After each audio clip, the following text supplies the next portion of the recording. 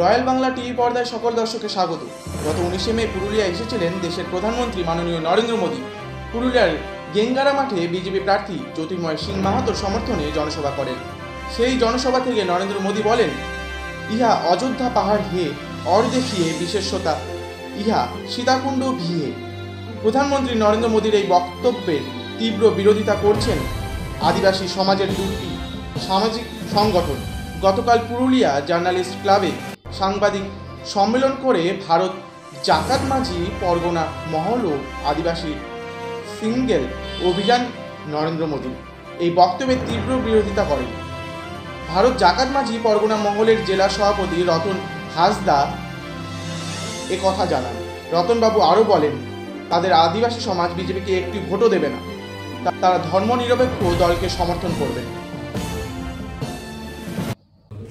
আমাদের vote BJP বাদ দিয়ে ধর্মনিরপেক্ষ যে কোনো দলকে মানুষ দেবে, তাকে কেউ আদিবাসী সমাজ সমর্থন করবে না। কারণটা হলো, ওনারা যে স্ট্যাটাসে আছেন সেটা হলো ওবিসি। ভারত সরকার বিভিন্নভাবে খতিয়ে দেখে ওনাদের সেরকম জায়গায় রেখেছেন। বিরাট অংশের একটা ওবিসি সংরক্ষণ সিট ছেড়ে কম সংখ্যক 6% আসবেন কেন? এটা আমাদের একটা বিরাট কোশ্চেন এবং দুর্বিসন্ধি আছে।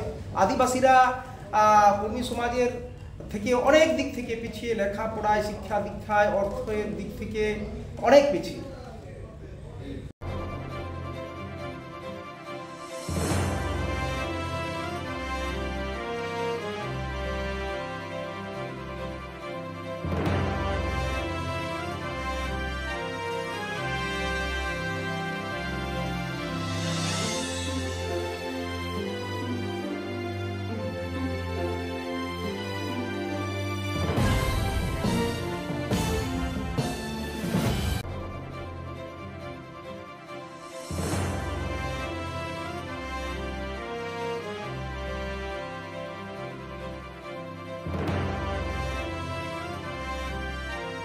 Bureau report, royal Bangla TV.